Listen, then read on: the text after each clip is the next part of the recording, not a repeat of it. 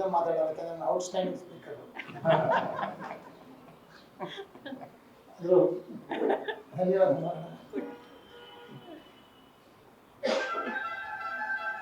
ಹತ್ತಕ್ಕೆ ಎಷ್ಟು ಹೊರಟು ಯಾರಿದ್ದಾರೆ ಈ ಪತ್ರಿಕೆಗೆ 26 ನಂಗಿರುತ್ತೆ ಅಂತ ಹೇಳ್ತೀನಿ ಮಾತಾಡ್ತಾರೆ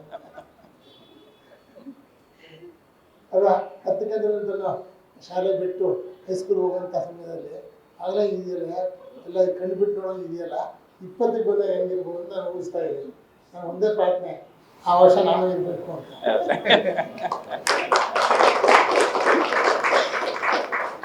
ನಂಗೆ ಜಾಸ್ತಿ ಆಸೆ ಇರಲಿಲ್ಲ. ಹೇಳಿದ್ರು ದಶಮಾನೋತ್ಸವ ಮತ್ತು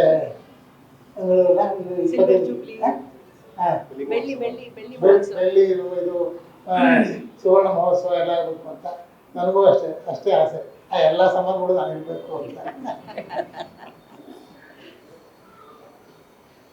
ನನ್ನ ವಿಶೇಷಪಟ್ಟ ಸ್ನೇಹ ಭಾಳ ಒಂದು 30-32 ವರ್ಷಗಳ ಹಿಂದಿನ ಸ್ನೇಹ.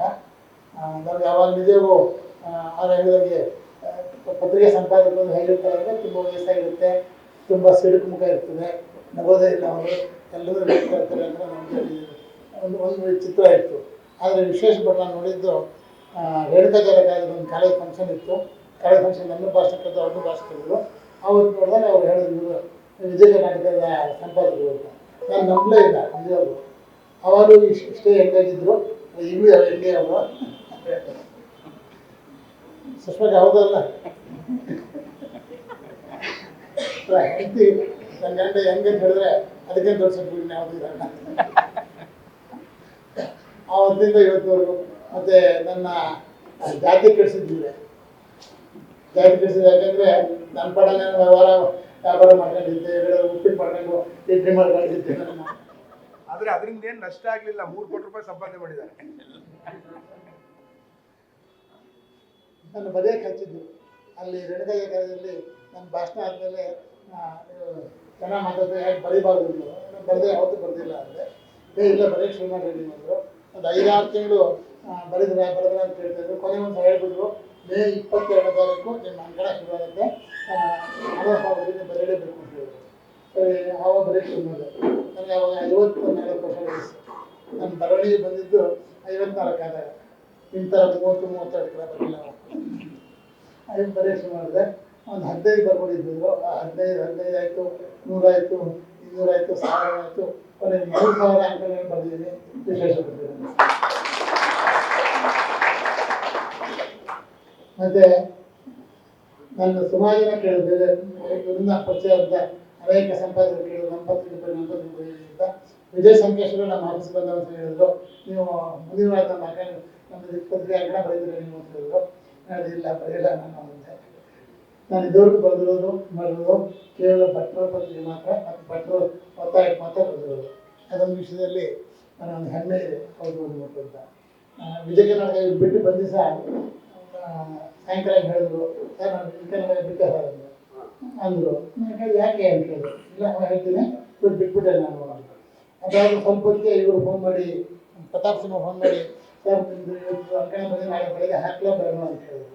ಹೇಳಿದ್ರೆ ಬೇಡ ಅಂತ ಹೇಳಿದೆ. ಯಾಕೆಂದ್ರೆ ವಿಶೇಷ ಪಟ್ಟಿಲ್ಲ ಅಂತ ಹೇಳಿದ್ರೆ ಬೇಡ ನನಗೆ, ನಾನು ಬರೆಯಲ್ಲ ಅಂತ. ಅದನ್ನು ವಾಪಸ್ ಕಳಿಸಿಲ್ಲ. ಬಟ್ ಅದಕ್ಕೂ ದುಡ್ಡು ಕಳಿಸಿದ್ರು. ವಾಪಸ್ ಕಳಿಸೋದಕ್ಕೂ ದುಡ್ಡು ಕಳಿಸ್ಕೊಂಡಿದ್ರು. ಹಾಗಾಗಿ ನಮ್ಮ ಅವರ ಸ್ನೇಹ ಜೊತೆಯಲ್ಲಿ ಹತ್ತಿದ್ದೇವೆ, ಜೊತೆಯಲ್ಲಿ ನಕ್ಕಿದ್ದೇವೆ, ಜೊತೆಯಲ್ಲಿ ಕಷ್ಟ ಸುಖ ಎಲ್ಲವನ್ನೂ ನೋಡಿದ್ದೇವೆ. ಮತ್ತು ಆದರೆ ಈ ಮನುಷ್ಯನ ಧೈರ್ಯ ಇದೆಯಲ್ಲ, ಆ ಧೈರ್ಯ ಆತ್ಮವಿಶ್ವಾಸ ಇದೆಯಲ್ಲ, ನಿಜವಾಗ್ಲೂ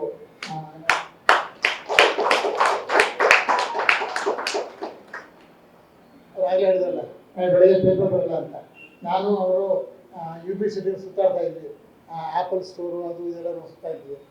ಸಾಯಂಕಾಲ 5:30-6 ಗಂಟೆ ಆಗಿತ್ತು. ಆವಾಗ ಅವ್ರು ಹೇಳಿದ್ರು, ಇವ್ರು ಫೋನ್ ಮಾಡ್ತಾಯಿದ್ದಾರೆ ಆಫೀಸಿಂದ ಅಂತ. ಏನು ಅಂತ ಕೇಳಿದ್ರೆ, ನಾನು ಬೆಳಗ್ಗೆ ಪ್ರಿಂಟ್ ಆಗಲ್ಲ ಅಂತ ಹೇಳಿದ್ರು. ನಾನು ಬೆಳಗ್ಗೆ ಪ್ರಿಂಟ್ ಆಗತ್ತೆ ಅಂತಾರೆ.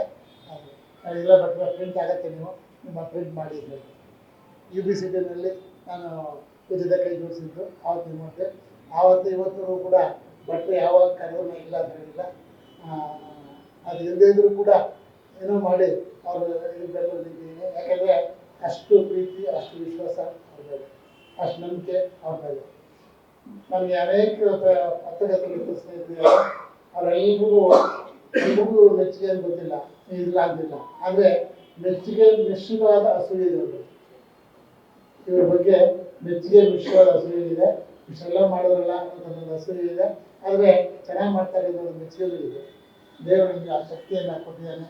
ಆ ಶಕ್ತಿ ಇನ್ನೂ ಹೆಚ್ಚು ಹೆಚ್ಚಾಗಲಿ. ಈ ಇಂಡಸ್ಟ್ರಿ 38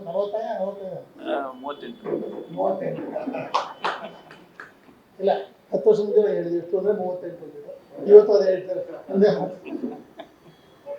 ಮಾತು. ನಿಮ್ಮ ಪ್ರಯೋಗಶೀಲತೆ ಹೀಗೆ ಮುಂದುವರಿದೆ. ನಿಮ್ಮಿಂದ ಕನ್ನಡ ಸಾಹಿತ್ಯ ಪ್ರಪಂಚಕ್ಕೆ, ಕನ್ನಡ ಓದುಗರಿಗೆ ಏನೋ ಒಂದು ವಿಶೇಷವಾದ ಹೊಸದನ್ನು ತಾವು ಕೊಟ್ಟಿದ್ದೀರ. ಆ ಪ್ರಯೋಗಶೀಲತೆ ಹಾಗೆ ಮುಂದುವರಿಲಿ. ಇನ್ನೂ ಹೊಸ ಒಂದನ್ನು ನಾವು ಕೊಡ್ತಾ ಹೋಗಲಿ ಅಂತ ಪೂರ್ವಕವಾಗಿ ನಾನು ಹಾರೈಸ್ತೇನೆ.